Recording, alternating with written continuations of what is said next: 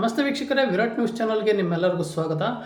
ನಿತೀಶ್ ಕುಮಾರ್ ಅವರು ಒಂದು ಮಿತ್ರ ಪಕ್ಷಗಳಿಗೆ ಒಂದು ಶಾಕನ್ನು ಕೊಟ್ಟಿದ್ದಾರೆ ಅಂತಲೇ ಹೇಳಲಾಗ್ತಾ ಇದೆ. ನರೇಂದ್ರ ಮೋದಿ ಅವರಿಗಿಂತ ಒಂದು ಹೆಜ್ಜೆಯನ್ನು ಮುಂದಿಟ್ಟು ಒಂದು ದೊಡ್ಡ ನಿರ್ಧಾರಕ್ಕೆ ಕೈ ಹಾಕಿದ್ದಾರೆ ಅಂತೆಲ್ಲ ಹೇಳಲಾಗ್ತಾ ಇದೆ. ಹಾಗಾದರೆ ನಿತೀಶ್ ಕುಮಾರ್ ಅವರು ಕೈಗೊಂಡಿರ್ತಕ್ಕಂಥ ಆ ನಿರ್ಧಾರ ಯಾವುದು ಅಂತಂದು ನಾವು ನಿಮಗೆ ತಿಳಿಸ್ಕೊಡ್ತಾ ಹೋಗ್ತೀವಿ.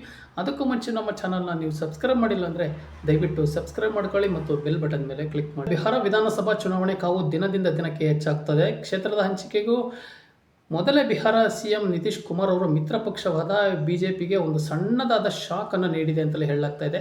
ನಿತೀಶ್ ಕುಮಾರ್ ಅವರನ್ನು ಏಕಪಕ್ಷೀಯ ನಿರ್ಧಾರ ಎಂಬ ಮಾತುಗಳು ಬಿಹಾರ ರಾಜಕೀಯ ಅಂಗಳದಲ್ಲಿ ಸಹ ಕೇಳಿ ಬರ್ತಾ ಇದ್ದಾವೆ. ಇನ್ನು ಬಿಹಾರ ವಿಧಾನಸಭಾ ಚುನಾವಣೆಯಲ್ಲಿ ಬಿಜೆಪಿ ಜೆಡಿಯು ಜೊತೆಯಾಗಿ ಎದುರಿಸಲಿವೆ.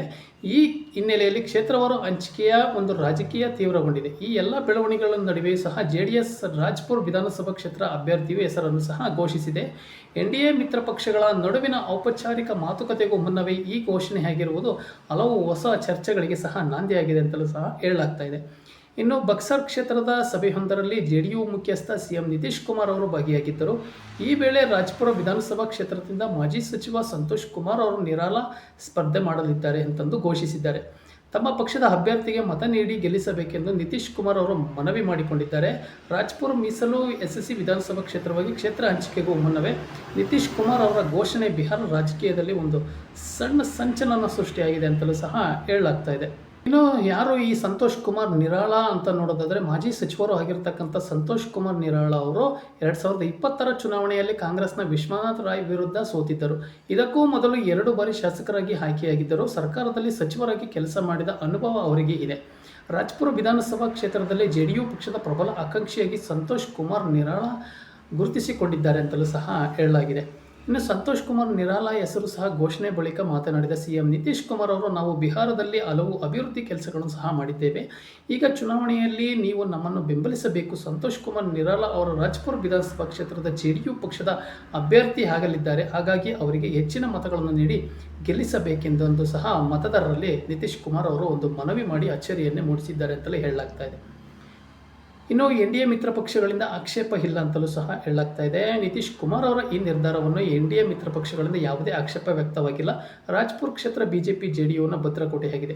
ಈ ಕ್ಷೇತ್ರದಲ್ಲಿ ಜೆಡಿಯು ಅತ್ಯಧಿಕ ಸಾಂಪ್ರದಾಯಿಕ ಮತಗಳನ್ನು ಸಹ ಹೊಂದಿದೆ.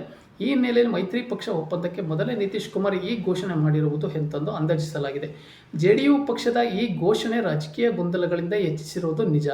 ರಾಜ್ಪುರ ಅವರದ್ದೇ ಕ್ಷೇತ್ರವಾಗಿರುವುದರಿಂದ ನಿತೀಶ್ ಕುಮಾರ್ ಅವರ ಈ ಘೋಷಣೆ ಮಾಡಿರಬಹುದು. ಔಪಚಾರಿಕ ಸೀಟು ಹಂಚಿಕೆಯ ಕುರಿತು ಮಾತುಕತೆ ಕೆಲವೇ ದಿನಗಳಲ್ಲಿ ಸಹ ಪೂರ್ಣಗೊಳ್ಳಲಿದೆ ಎಂದು ಬಿಜೆಪಿ ವಕ್ತಾರ ಮನೋಜ್ ಶರ್ಮಾ ಅವರು ಸಹ ಒಂದು ಸ್ಪಷ್ಟನೆಯನ್ನು ಸಹ ಕೊಟ್ಟಿದ್ದಾರೆ. ವಾರಿಕೆ ಘೋಷಣೆಗೂ ಜೆಡಿಯು ಹೇಳಿದ್ದೇನು ಅಂತ ನೋಡೋದಾದರೆ, ಈ ಹಿಂದೆಯೂ ಸಹ ಚುನಾವಣೆಯು ಸಂತೋಷ್ ಕುಮಾರ್ ನಿರಾಳ ಅವರೇ ಕ್ಷೇತ್ರವನ್ನು ಸಹ ಪ್ರತಿನಿಧಿಸ್ತಾ ಬರ್ತಾ ಇದ್ರು ಅಂತೆಲ್ಲ ಹೇಳಲಾಗ್ತಾ ಇದೆ. ಇನ್ನು ನಿರಾಳ ಅವರ ಈ ಕ್ಷೇತ್ರಕ್ಕೆ ಸಕ್ರಿಯರಾಗಿರುವ ನಾಯಕರಾಗಿದ್ದಾರೆ. ಅವರ ಘೋಷಣೆ ಯಾವುದೇ ಅಚ್ಚರಿಯನ್ನು ಸಹ ಉಂಟು ಮಾಡಿಲ್ಲ ಅಂತಂದು ಅವರು ತಿಳಿಸಿದ್ದಾರೆ. ರಾಜ್ಪುರ್ ಕಾರ್ಯಕರ್ತರೊಂದಿಗೆ ಸಂವಾದ ನಡೆಸುವಾಗ ಮುಖ್ಯಮಂತ್ರಿ ಅವರು ಈ ಘೋಷಣೆ ಮಾಡಿದ್ದಾರೆ ಅಷ್ಟೇ.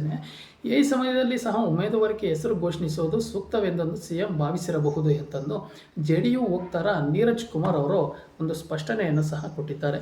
ಹಾಗಾಗಿ ಒಂದು ಸೀಟು ಹಂಚಿಕೆಯ ಮೊದಲೇ ಒಂದು ಘೋಷಣೆ ಮಾಡಿರ್ತಕ್ಕಂಥದ್ದು ರಾಜಕೀಯ ಬಿಹಾರದಲ್ಲಿ ಯಾವ ರೀತಿಯ ಒಂದು ಸಂಚಲನ ಸೃಷ್ಟಿ ಮಾಡುತ್ತೆ ಅನ್ನೋದನ್ನು ನಾವೆಲ್ಲರೂ ಕಾದು ನೋಡೋಣ. ವೀಕ್ಷಕರೇ, ನಮ್ಮ ಮಾಹಿತಿ ನಿಮಗೆ ಇಷ್ಟ ಆಗಿದ್ದರೆ ದಯವಿಟ್ಟು ನನ್ನ ಚಾನಲ್ನ ಸಬ್ಸ್ಕ್ರೈಬ್ ಮಾಡಿ ಮತ್ತು ಬೆಲ್ ಬಟನ್ ಮೇಲೆ ಕ್ಲಿಕ್ ಮಾಡಿ. ಧನ್ಯವಾದಗಳು.